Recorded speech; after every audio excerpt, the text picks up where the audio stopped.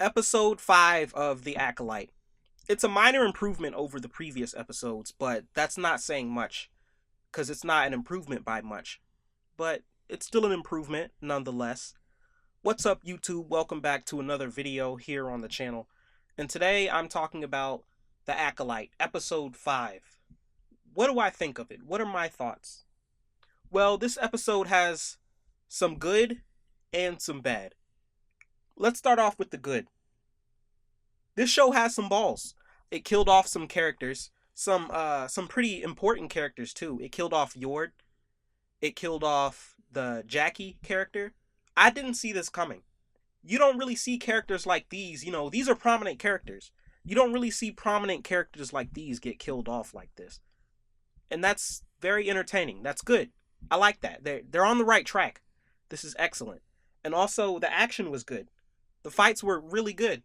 I really like the fights in this episode. This is probably the best episode of the show as far as fights go. Definitely. That one scene where Discount Kylo Ren pulls the Jedi into another Jedi getting impaled, that was pretty cool. That was amazing. We've never seen something like that in Star Wars, I don't think. But yeah, that was amazing. That was awesome. However, it's too bad that I'm distracted by the flimsy plot and characters to really enjoy this fight. Because the entire time I'm sitting here scratching my head wondering what the hell's going on plot-wise. None of these character motivations make sense. May's character motivation makes no sense. May is one of the wildest characters I've ever seen in the Star Wars show. This character's motivations are all over the place. Half of the time I'm sitting here wondering, why is May doing this? What does she gain from taking this specific action? Alright, so you're probably wondering what exactly I'm talking about. In the previous episode, May says she's going to turn herself into the Jedi. If she's going to turn herself into the Jedi, why does she start fighting Jackie? Weird, right? Why would you almost kill her? Get her killed. Her blood is really on May's hands. If she really wanted to turn herself in, all she had to do was sit there and let herself be arrested by these Jedi acting as cops. But she doesn't do that. And I really don't understand the reason why. Because you see, there's one really important thing in storytelling. And I'm pretty sure I've said this before, but character motivation is very important. In order for a person to enjoy a show, you have to know why a character is doing a certain action. If a character is just doing shit just to be doing shit, you're sitting there wondering what the hell's going on. But let's get to the next point. The dialogue is cringe. The dialogue is very cringe. Half of the stuff they say in this show, I'm just like, wow, I can't believe somebody said that. It seems like it's trying to be edgy and cool, but it's really not. However, we can't really fault this show for that. Star Wars has always had pretty wonky writing, I don't like sand. It's coarse and rough and it gets everywhere. Or, oh, it's only because I'm so in love with you. Or, can somebody get this big walking carpet out of my way? This is award-winning dialogue right here. This, wow. Award-winning, amazing, Grammy, Emmy. But no, for real. My next point in the bad. How did the villain get carried off by these creatures while holding a lit lightsaber? And this guy just got done killing like 1,000 Jedi. That's a hyperbole, but this guy just got done killing like 10 Jedi. And these creatures just carry him off like he's nothing, only to have him drop back down later. Wow, what a way to end a scene. I guess the writers just needed an excuse for the scene to stop and for him to go away so the rest of the plot can happen. And that's very contrived, but yeah, it just doesn't make sense. It doesn't make sense. Like a lot of stuff in this show.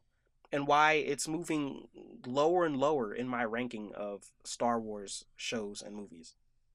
And it's not even the political angle.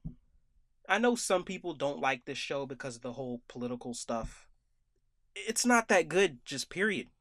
I'm just being honest. I'm gonna say it's not that good. The plot is so bad. Like, what's going on? It's all nonsense. Yeah, the action is good. I might as well watch clips on YouTube of Jedi doing shit.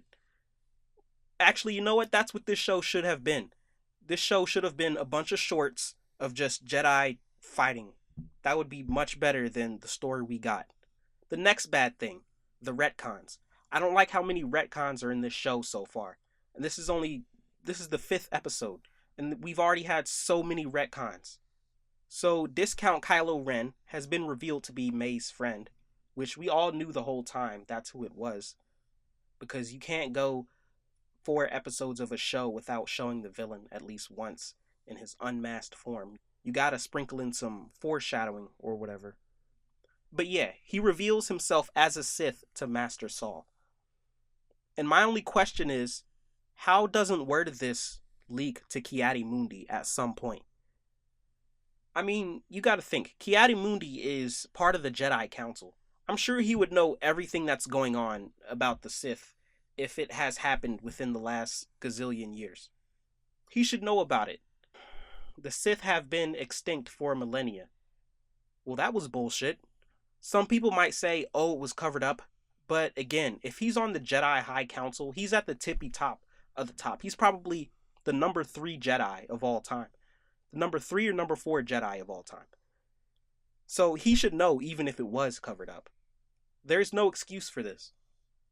Unless all of the characters that currently know die by the end of this show without leaking it to anybody else, which I would say is highly unlikely and in and of itself would be a plot hole, everyone should know that the Sith have returned. That they're at least somewhere out there. Because someone had to have killed these Jedi.